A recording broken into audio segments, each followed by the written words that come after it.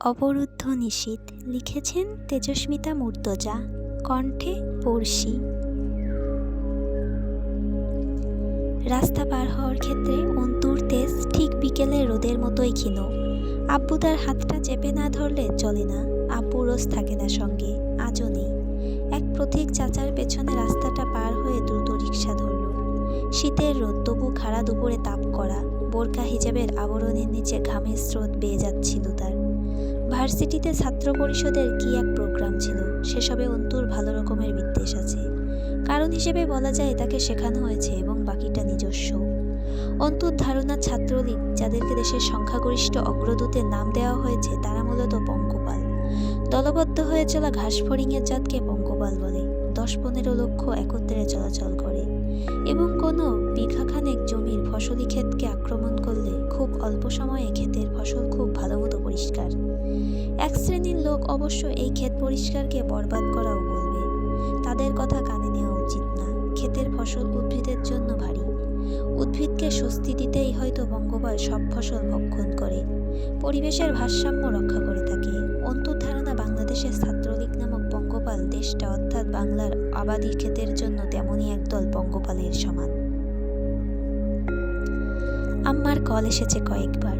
তার ভাষায় খুব জরুরি কাজ। অন্তু জানে কোনো জরুরি কাজ কিচ্ছু না, কিন্তু ছাত্র নেতাদের মুখ পেটানো মহাবাণী থেকে মুক্তির একটা ছুতো দেয়ায় সে মায়ের প্রতি অল্প কৃতজ্ঞ।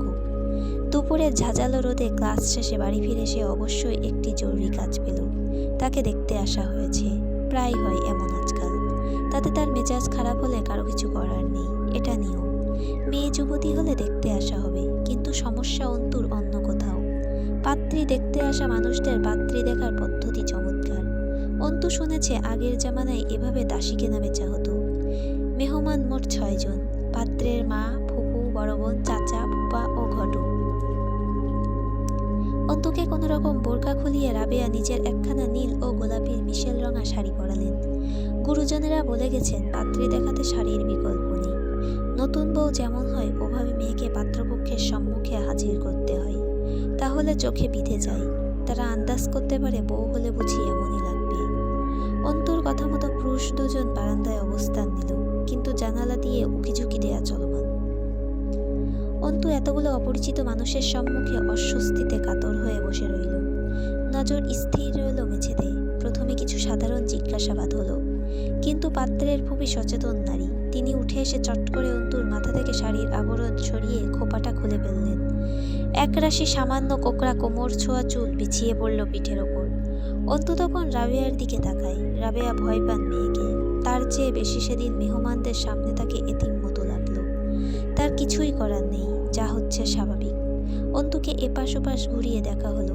এত রূপসী কোণে তাদের ছেলের পাশে পূর্ণিমার চাঁদের মতন ঝলমল করবে ভেবে তাদের চোখ চকচক করে উঠলেও নিয়ম তো নিয়মই। তারা পর্যবেক্ষণ জারি রাখলো। এই যে অন্তুর দুটো ভুবন মাতানো চোখেই যে কেউ ঘায়েল। গায়ের রং মসৃণ ফর্সা, চেহারার উপর ছোটখাটো মানানসই নাকখানা, সুঢল থুতনির উপরিভাগে মহান শিল্পীর পেন্সিলের আঁচড়ে তোলা ঠোঁট দুটো। কোনো যুবতীর ক্লান্ত গম্ভীর মুখখানাও বুঝি চোখ জড়ানো সুন্দর হয়। চুল ছেড়ে দেবার সঙ্গে সঙ্গে জাদুর লাঠির মতো চিকচিক করে উঠল রূপ। রূপ রূপ রূপ কথার কোনো গম্ভীর রূপাঞ্জনা। রূপসী সব কন্যায় যে সুহাসিনী লাজুকলতা হবে তেমন কথা আছে নাকি? কেউ কেউ অন্তুর মতো কঠিন সৌন্দর্যের সত্ত্বাধিকারিণীও হবে, যাদের রূপের বিমোহনে ডুবতে গেলে সঙ্গে কাঠিন্যের আঘাতও সহজভাবে গ্রহণ করতে পারতে হবে। অন্তুর থুতনি ধরে কান গাল মেপে দেখা হলো। এভাবে অন্তুর মার্কেটে গেলে ম্যানিকুইনের শরীরে ঝোলানো পোশাকগুলো ঘুরিয়ে ফিরিয়ে দেখে কেনার জন্য। সে তীব্র অপমানিত বোধ করতে লাগলো। দুজন পরপুরুষ তাকে দেখার জন্য উকিঝুঁকি মেরে চেষ্টার ত্রুটি রাখছে না। আম্মুর ওপর ক্ষোভ তৈরি হলো। সে বাধা দেবার আগেই তার ঘাড় আলগা করে দেখা হলো। হাত পা এবং সবশেষে শাড়ি ও পেটিকোট উঁচিয়ে তার পা দেখতে অগ্রসর হলেন পাত্রের মা। এটা বাড়াবাড়ি হলো কিনা বলা যাচ্ছে না, কিন্তু অন্তু একটানে নিজেকে ছাড়িয়ে উঠে দাঁড়িয়ে বলল, আপনারা মেয়ে দেখতে এসেছেন নাকি হাটে গরু কিনতে এসেছেন? পাত্রের মা অবাক হলেন রূপবতীর নির্ভেজাল গাম্ভীর্যে, এরপর কথাটিতে। তারপর বললেন, ও মা, এ আবার কেমন কথা? মেয়ে দেখতে এসে মেয়ের পা দেখতে চাও কি অপরাধ নাকি? জি না, অপরাধ নয়, মূর্খতা। আমি কোরবানি কোরবানির হাটে তোলা কোনো প্রজাতির গবাদি পশু নয় যে সবচেয়ে নিখুঁত, আকর্ষণীয়, গায়ের রঙালা, মাংস বেশি, হৃৎপুষ্ট দেখে কিনে নিয়ে যাবেন। রাবেয়া বরাবর এ নিয়ে চিন্তিত থেকে প্রেশার বাড়ান। মেয়েটার মুখের ভাষা কর্কশ। কার মতো হয়েছে তিনি জানেন না। তুমি তো চরম বেয়াদব মেয়ে। কোন দেশি কথা যে মেয়েকে ভালোভাবে দেখা যাবে না? নাকি কোনো দোষ আছে? বড়দের মুখের ওপর এরকম বদমায়েশের মতো কথা বলছো? আশ্চর্য মেয়ে তো দেখছি। দেখতে আসছি তো দেখবো না? দেখবেনটা কিভাবে? ঠ্যাঙের কাপড় তুলে মেয়ের ঠ্যাং দেখবেন ফর্সা কিনা? এইভাবেই মেয়ে দেখে? তোমার কাছে মেয়ে দেখা শেখা লাগবে না। তুমি শিক্ষিত কিন্তু অসভ্য। এই শিক্ষার কোনো দাম নাই, বুঝলা? মেয়েদের আসল শিক্ষা নরম স্বভাবে। একটা মেয়েকে বউ করে বাড়িতে তুলবো দেখে শুনেই তো নেব নাকি? অন্তু শাড়ির আঁচলটা ভালোমতো শরীর ও মাথায় জড়িয়ে নিয়ে বলল, দুঃখিত চাচিমা, এটাকে আপনারা মেয়ে দেখা বললেও আমি ছোট লোকই বলছি। মেয়ে দেখতে এসে গাল পরে মেয়ের দাঁত দেখতে হবে, দাঁত উঁচু নিচু আছে কিনা, মাথার চুল টেনে টুনে দেখতে হবে চুল আসল না নকল, আছে না নেই, বড় না ছোট। গলা বের করে ঘাড়ের ওড়না খুলে হাঁটিয়ে নাচিয়ে এরপর পছন্দ হলে নিয়ে যাবেন। এটাই মেয়ে দেখা তো? অথচ বলুন তো, আমি যা যা বললাম তা শুনতে এমন লাগলো না যে কোনো গৃহপালিত পশুর বর্ণনা দেওয়া হয়েছে? খরিদ্দার এসেছে গোয়াল থেকে পশু খুলে নিয়ে যেতে, আমার কাছে তাই মনে হয়। রাবেয়া অন্তুর দিকে চোখ গরম করে তাকালেন কয়েকবার। অন্তুর অদ্ভুত লাগলো গোটা পরিবেশটা। ঘটক বলল, এ কেমন কথা কও মেয়ে? দেখতে আইলে একটু ভালো কইরেই দেখে মেয়ে, না দেখে শুনে আবার নিয়ে যায় নাকি? বাড়ির বউ হইবা বলে কথা। অন্তু দীর্ঘশ্বাস ফেলে, বড় অনীহার সাথে হতাশ হয়ে জবাব দেয়, বাড়ির বউ হব? কে বলেছে? সকল পণ্য এক দড়িতে মাপলে পরিমাপ সঠিক আসবে না। আমি পাত্রপক্ষের মুখাপেক্ষী নই যে পছন্দ না হলে বিয়ে করে নিয়ে যাবে না। আমি এখনো অন্যের মেয়ে, এবং আপনারা আপনাদের তথাকথিত মেয়ে দেখার আয়োজনে রীতিমতো আমাকে যথেষ্ট অপমান করে ফেলেছেন। আমি দুঃখিত, এ বাড়িতে আপনাদের পছন্দসই কোনো পাত্রী নেই। পাত্রর মা অন্তুর মায়ের উদ্দেশ্যে তাচ্ছিল্যের সাথে মুখ বিকৃত করলেন। আপা, সে আপনি মেয়েকে যতই শিক্ষিত করেন আদর্শ শিখাইতে পারেন নাই। এরকম মেয়ে কার ঘরে যাবে আল্লাহ মাবুদ জানে। আপনার কপালে কি আছে এই মেয়ে নিয়ে আল্লাহই ভালো জানে। অন্তত কোনো ভদ্র পরিবারে তো যাবে না। এই মেয়ে তোমারে অপমান করছি মানে? অপমান কই দেখলা? অন্তি দীর্ঘশ্বাস ফেলল। নেই, অপমান নেই, আমার ভুলভাল, অসুস্থ মনোভাব। যাই হোক, আত্মসম্মানহীনতা যদি আদর্শ হয়, আমি বরাবর অভদ্র এবং জঘন্য আদর্শে পালিত এক মেয়ে। ক্ষমা করবেন এই বেয়াদবকে। অন্তু উঠে চলে যায় সেখান থেকে। এরকম ঘটনা প্রথম নয়, তার ভালো বদনাম আছে পাড়ায় নিয়ে। একবার একদল দেখতে এলো, অন্তুর সামনেই ঘটক দেনা পাওনা মেটানো শুরু করলো। অন্তু হিসেব মেলাতে গিয়ে একটু হিমশিম কাটছিল। বিক্রির নিয়ম না হয় কিছু কেনার বিনিময়ে কিছু অর্থ দেওয়া, কিন্তু যৌতুকের ব্যাপারটা কোনো সূত্রের মধ্যে পড়ে। একজন বাবা 20-25 বছর ধরে খাওয়া পড়া সহ সমস্ত শখ আহ্লাদ মিটিয়ে বড় করা মেয়েটাকেও দেবে, এবং সে আবার মেয়ের সঙ্গে অর্থ দেবে? কিছু বিচক্ষণ মানুষ অবশ্য অন্তুর এই দ্বিধা শুনলে একটু চোখ গরম করে বুঝিয়ে বলতো যে, এই যে অন্তু পরের ঘরে যাবে, চিরকাল খাবে, তার বিনিময়ে কিছু পয়সা তো অন্তুর সাথে দিতেই হয় অন্তুর ব্যাপারে। অন্তু তখন কি বলতো? সে বোধহয় বলতো, তাহলে ছেলেটার সঙ্গেই কিছু পয়সা দিয়ে তাকে আমাদের বাড়িতে পাঠিয়ে দিন, আমি কামাই করে খাওয়াবো। সে শাড়ি গহনা পরে ঘর সামলাবে, রাতে আমি কর্মক্ষেত্র থেকে ফিরলে আমার পা দুটো টিপে দেবে। অন্তুর এই মনোভাব রটলে সে হয়তো শুধু পাড়া না, অঞ্চল বা জেলায় বদনাম হয়ে যেত। সমস্যা জটিল। রাবেয়া অন্তুর রুমে এলেন মিনিট 20 পর। বোঝা গেল খুব কষ্টে পরিস্থিতি সামলে মেহমান বিদায় করে এলেন। অন্তু জিজ্ঞেস করলো, গেছে তারা? রাবেয়া থাপ্পড় তুললেন। একটা থাপ্পড় মারবো বেয়াদব মেয়ে। দিন দিন বেলেহাজ হয়ে যাইতেছো তুমি। বেশি লাই দিয়ে ফেলতেছি নাকি আমি? আর কয়টা পাত্রের সামনে আমার মান ইজ্জত নষ্ট করবি তুই? মা হিসেবে তোকে পার করতে চাওয়ার কোনো হক নাই আমার? পাড়ার লোক একের পর এক কথা বলতে ছাড়তেছে না প্রতিদিন। সে সবই তো শুনতেছি, তুই পরিস্থিতি বুঝবি কোন দিন? বেকায়দা মেয়ে লোক জন্মেছে আমার পেটে। অন্তু দীর্ঘশ্বাস লুকিয়ে হাসল। আম্মা, তোমার তো সবসময় আমার উপর অভিযোগ থাকে। ধরে নিয়ে আসো এসব মূর্খ ছোট মানসিকতার লোকদের। তোমার কি ধারণা যার তার গলায় ঝুলে পড়বো আমি? আব্বু তো বলে না বিয়ের কথা। তুমি কেন কান্দাও মানুষের কথায়? আব্বু এজন্যই বলে তোমার বিবেক ইমপ্রুভমেন্ট দরকার। তোর বিবেক কাজে লাগা, তা লাগালেই তো মিটে যেত সব। এই দিয়ে কতগুলার সাথে এমন হইল। পাড়ার লোকে খুব ভালো কয়েতে, তাই না? ভার্সিটিতে পড়াচ্ছি তা নিয়ে কত কথা শুনলাম, এখন বিয়ে করাচ্ছি তা নিয়ে লোক কানাঘোষাঘো শুরু করছে। এই যে এসব আচরণ করিস লোকের কানে যায় না? তোর বাপ তো শিক্ষিত অন্ত, তার আর কি? টেবিলের ওপর বইখানা ছিটানো, শাড়িটা খুলে গোছলে যাওয়া দরকার। সেসব ফেলে সে আম্মুর গা ঘেঁষে বসে বলল, আম্মু তুমি দুদিন না খেয়ে থাকো, কেউ তা নিয়ে আলোচনা করবে না, আর না এক মুঠো ভাত নিয়ে তোমায় সান্ত্বনা দিতে আসবে, কিন্তু যখন তুমি কিছু উন্নতি করবে সেটাই কেবল মানুষের খোঁচা মারা আলোচনার বিষয় হবে। তাহলে যেই মানুষেরা তোমায় কষ্ট আলোচনা করে না কিছু দেবার ভয়ে, তাহলে তোমার উন্নতির পথে তাদের আলোচনা তোমার কান ছুবে কেন? রাবেয়া বেগম স্বর নরম করে একটু অসহায়ের মতো বললেন, তোর আর তোর বাপের অত ভারী কথা আমি বুঝি না, তুই এত অবুঝ কেন? মেয়ে মানুষের এত মুখরা হতে নেই, সমাজে কথা হয়, বোবার কোনো বিপদ থাকে না, চুপ থাকলে নাজাত। সোজা হয়ে দাঁড়ায় অন্তু, চোখে মুখে দ্যুতিময় দৃঢ়তা ফুটে ওঠে তার। গামছাটা ঘাড়ে ঝুলিয়ে গভীর এক শ্বাস টেনে হাসে সে। আমার নাজাত চাই আখিরাতে, বেঁচে থাকতে কিসের নাজাত আম্মা, যেখানে জীবনটাই টানাপোড়েনের এক সমষ্টি মাত্র। এখন বিয়ে যদি করিস, পরে করবি তো, বিয়ের লোক মেয়ের বাড়ি আশেপাশে খোঁজ করে, তোর আশেপাশের লোক তোর ব্যাপারে কি বলবে? অন্তু একটু হাসলো। সেটা ভাবার প্রশ্নই উঠছে না, যেখানে আমি তেমন কোনো ঘরে যাবই না যারা আমার চরিত্রের সার্টিফিকেট নিতে পাড়ায় পাড়ায় ঘুরবে। শোন অন্তু, মেয়ে লোকের ঠান্ডা মেজাজে নরম হইতে হয়। এত কথা, এত যুক্তি, এত প্রতিবাদ তুই বুঝিস না, এইসব বিপদ আনে খালি। এইসব কি পড়ালেখা থেকে আসতেছে? আমি কি এত দূর ধরে পড়ালেখা করায় ভুল করছি? কিছুক্ষণ চুপ থেকে অন্তু আরো খানিকটা মুচকি হেসে শান্ত স্বাভাবিক কণ্ঠে বলল, আমাকে অন্তু থেকে অ্যাডভোকেট মেহেজাবিন আরমিন অন্তু হতে এমন বহু চড়াই উতরাই বেরোতে হতে পারে। একজন আইনজীবীর জীবন মুখ বন্ধ আর নির্ঝঞ্ঝাট চলতে পারে না আম্মা। তুমি এটা মেনে নাও, সব ঠিক লাগবে দেখবে। এখন যাও ভাত বাড়ো, চরম খিদা আমার পেটে, আমি গোসল দিয়ে আসি। সারা রাত পড়ার পর সকালের দিকে ঘুমানো হয় রোজ। সেদিন ক্লাস টেস্ট পরীক্ষা ছিল, মাসখানেকের ছুটির পর ক্লাস শুরু ভার্সিটিতে। আজকাল ঘন ঘন ছুটি চলে, দেশের পরিস্থিতি ভালো না, চারিদিক উত্তাল। দ্রুত উঠে ফজরের নামাজ কাজা আদায় করে রান্নাঘরে উকি দিল অন্তু। রাবেয়া রান্না করছেন। কিছু খাওয়া আছে নাকি আম্মু? রাবেয়া ঘেমে একটু কাইল হয়েছেন, কিন্তু অন্তুকে কখনো রান্নাঘরে ডাকা হয় না। আমজাদ সাহেব বলেন, পড়ালেখা করা মেয়েকে সংসারে যুক্ত করতে নেই। পড়ালেখা ও সংসার দুটোই একক বিষয়, দুটো একসঙ্গে হয় না, হয় শুধু পড়ালেখা করতে হয়, নয়তো সংসার।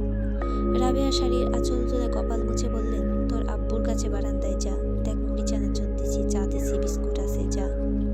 অন্তু দরজা ধরে ঝুলে দাঁত বের করে হেসে বলল, do you need a helping hand mom? I could be that if you want. সেটা আবার কি? কি বলতেছিস? খাঁটি বাংলায় নারী মানে আপনার রান্নায় আমার কোনো সাহায্য লাগবে কিনা? চুপচাপ বারান্দায় যা, জ্বালাস না আমার এখন। আমজাদ সাহেব পারলে খবরের কাগজে ঢুকে যাবেন, কিন্তু পারছেন না বলে তখনও তাকে বারান্দায় পাওয়া গেল। লুঙ্গি ও ফতোয়ার ওপর একখানা ঘিয়ে রঙা শাল জড়িয়ে খবর পড়ছেন। অন্তুর পাশে বসে জিজ্ঞেস করে, কি দেখছো এত মনোযোগ দিয়ে? আমজাদ সাহেব গম্ভীর স্বরে বললেন, সেই গ্রেপ্তার, বাঁচে আগুন, হরতাল। বলতে বলতে অন্তুর দিকে চায়ের কাপ এগিয়ে দিয়ে বললেন, নে ধর, এত রাত জাগতে বলে কে? বলি সন্ধ্যায় পড়তে বসবি, চোখ মুখের কি হাল হয়েছে। আজ থেকে আমি বসবো পড়ার টেবিলে। আমি এখনো বাচ্চা নেই আব্বু, আমি ভার্সিটিতে পড়ি, তো এই বয়সে আমি পড়বো আর তুমি পাশে বসে থাকবে, দেখতে ভালো লাগবে না। আমজাদ সাহেব ভারী মুখে তাকালে অন্তু বলল, তুমি আমায় রাস্তায় পাঠাও একা, আর ঘরে পড়ার টেবিলে পাশে বসে থাকবে? দরকার নেই, কোনো দরকার নেই। একা পথ চলতে পারলে অন্তু একা পড়তেও জানে, বুঝলে? আমজাদ সাহেব হেসে ফেললেন। অন্তু হাসল না, চোখ ছোট ছোট করে বসে রইল। নভেম্বরের সকালে ঠান্ডা ঝিরঝিরে হাওয়া সঙ্গে আব্বু বসা। অন্তু বুক ভরে শ্বাস টানে, তার মনে হয় এই জগতের সবচেয়ে সুখী মেয়েটা নিঃসন্দেহে সে। এই জীবনে চাওয়া পাওয়া এখানেই পুরোই। আমজাদ সাহেব ভরাট গলায় একটু ধমকে বললেন, টোস্ট নে, গলা দিয়ে খাবার নামতে চায় না, চাটুকু শেষ কর। মুড়ি চানাচুর খালি পেটে খাওয়ার দরকার নেই। চাদর আনিসনি কেন, ঠান্ডা লাগছে না? নিজের শালটা খুলে অন্তুর গায়ে জড়িয়ে দিলেন। অন্তুর সাহস হলো না আপত্তি করার। সকাল সকাল ধমক খাওয়া ভালো না। এরপর আপন মনে একটু হাসেন আমজাদ সাহেব। মা বলতো, আমজাদ যার শরীরে মাংস লাগে না, তার মাথায় পড়ালেখা ছাই ঢুকবো। আই তো পাকা আমানছে তোরা পাই, দুধ ভাত মাকাইছি, আয় পরে পড়বি। দাদিকে অন্তু দেখেনি, আব্বু অন্তুকে পেলে মাঝে মধ্যে আনমনে মায়ের স্মৃতিচারণ করেন। কে জানে অন্তুর ভেতরে তিনি মা দেখেন। অন্তু নজর লুকিয়ে আব্বুর দিকে তাকিয়ে থাকে। গম্ভীর এই মানুষটা কখন কদাচিৎ স্বল্প হাসে, সৌম্য পোড়া চেহারায় কি চমৎকার যদি দুদি ফুটে ওঠে। ওই ওই মেহেদি দেয়া দাড়ির নিচে চকচকে সাদা দাঁতের মসৃণ হাসি অন্তুর বুকে কাঁপন ধরে যায়। এই মানুষটাকে ছাড়া সে কোনো মুহূর্ত কল্পনা করার সাহস রাখে না। আব্বুকে ছাড়া থাকতে পারবে না বলে অন্তু দূরে কোথাও অ্যাডমিশন নেয়নি। তবু তার ইচ্ছা ছিল। আমজাদ সাহেব দিতে দিলেন না, কেন তা জানা নেই। সমস্যাটা অন্তুর মতো কি না বলা যাচ্ছে না। আমাকে আজ নামিয়ে দিয়ে যাবে একটু ভার্সিটিতে। আমজাদ সাহেব টান করে ধরে খবরের কাগজের পৃষ্ঠা উল্টে বললেন, তোর ভার্সিটি সেই 10টায়, আমি 8:30টায় ট্রেন ধরবো। একটু পরই বের হব, রিক্সা ঠিক করে দিয়ে যাব, খেয়ে দিয়ে আরামে যাবি। কথা বলতে বলতে আমজাদ সাহেব গম্ভীর মুখে হাত বাড়িয়ে অন্তুর কপাল ছুঁলেন। কিছু লেগেছিল তা সযত্নে মুছে ভারী গলায় বললেন, সেকেন্ড ইয়ারের ফাইনাল কবে? ক্লাস টেস্ট চলছে, খুব তাড়াতাড়ি ডেট পড়বে মনে হয়। ঠান্ডা প্রায় ভালোই পড়ে গেছে, নভেম্বর চলছে। এত সকালে গোসল করলে ঠান্ডা লাগতে পারে, কিন্তু না করলে প্রেশার হাই হবে। অন্তু আব্বুর পানি গরম করে দিল, ফতোয়াটা ইস্ত্রি করে একটা বোতাম লাগালো। খাওয়া শেষ করে আমজাদ সাহেব তৈরি হলেন।